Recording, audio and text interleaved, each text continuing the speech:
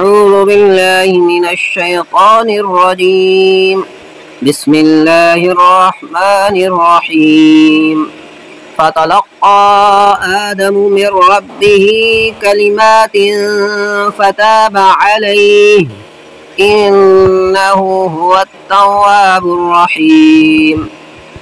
ترجمہ کنز الایمان۔ پھر سیکھ لیے آدم نے اپنے رب سے کچھ کلمے تو اللہ نے اس کی توبہ قبول کی، بے شک وہی ہے بہت توبہ قبول کرنے والا مہربان۔ ترجمہ کنز العرفان۔ پھر آدم نے اپنے رب سے کچھ کلمات سیکھ لیے تو اللہ تعالیٰ نے اس کی توبہ قبول کی، بے شک وہی توبہ قبول کرنے والا بڑا مہربان ہے۔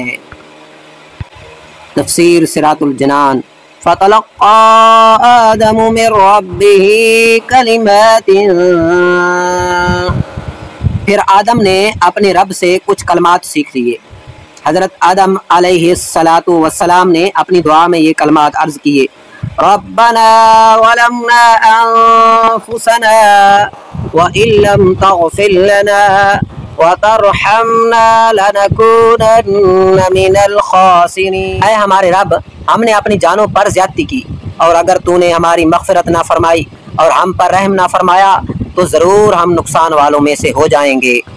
اور اس کے ساتھ یہ روایت بھی ہے جو حضرت عمر فاروق رضی اللہ تعالی عنہ سے مروی ہے، نبی اکرم صلی اللہ تعالی علیہ وآلہ وسلم نے ارشاد فرمایا، جب حضرت آدم علیہ السلام سے اجتہادی خطا ہوئی تو عرصہ دراز تک حیران و پریشان رہنے کے بعد انہوں نے بارگاہ الہی میں عرض کی، مجھے محمد صلی اللہ تعالی علیہ وآلہ وسلم کے صدقے میں معاف فرما دے۔ اللہ تعالیٰ نے فرمایا، اے آدم، تم نے محمد کو کیسے پہچانا حالانکہ ابھی تو میں نے اسے پیدا بھی نہیں کیا؟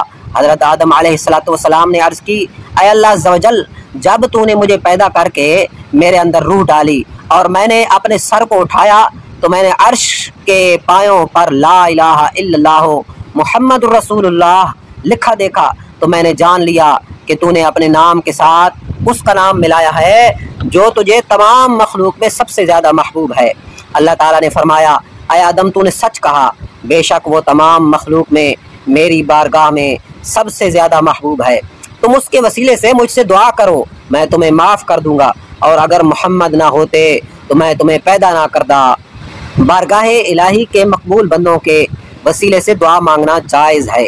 اس روایت سے یہ بھی ثابت ہے کہ مقبولان بارگاہ کے وسیلہ سے بحق فلاں اور بجاہ فلاں کے الفاظ سے دعا مانگنا جائز، اور حضرت آدم علیہ السلام کی سنت یہ یاد رہے کہ اللہ تعالیٰ پر کسی کا حق واجب نہیں ہوتا، لیکن وہ اپنے مقبولوں کو اپنے فضل و کرم سے حق دیتا ہے، اور اسی فضل و کرم والے حق کے وسیلہ سے دعا کی جاتی ہے۔ اس طرح کا حق صحیح احادیث سے ثابت ہے، جیسا کہ بخاری میں ہے، من آمن باللہ وبرسولہ واقام الصلاۃ وصام رمضان کان حقا علی اللہ ان یدخلہ الجنہ۔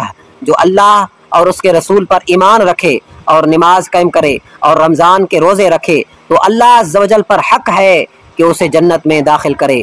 بخاری کتاب الجہاد والسیر۔ توبہ کا مفہوم اور اس کے ارکان۔ آیت میں توبہ کا لفظ ہے۔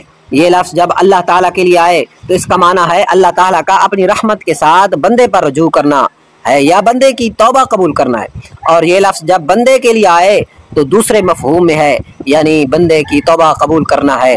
توبہ کا اصل مفہوم اللہ تعالیٰ کی طرف رجوع کرنا ہے۔ امام نووی رحمۃ اللہ علیہ کے کلام کا خلاصہ یہ ہے کہ توبہ کی 3 شرائط ہیں: گناہ سے رک جانا، گناہ پر شرمندہ ہونا، گناہ کو چھوڑ دینے کا پختہ ارادہ کرنا۔ اگر گناہ کی تلافی اور تدارک ہو سکتا ہو تو وہ بھی ضروری ہے۔ ریاض الصالحین باب التوبہ صفحہ نمبر 5۔ جیسے اگر کسی نے نمازیں چھوڑی ہوں تو اس کی توبہ کے لیے پچھلی نمازوں کی قضا پڑھنا بھی ضروری ہے۔ یوں ہی کسی نے دوسرے کا مال چوری یا غصب یا رشوت کے طور پر لیا ہو تو توبہ کے لیے مال واپس کرنا بھی ضروری ہے۔ صدق اللہ العظیم۔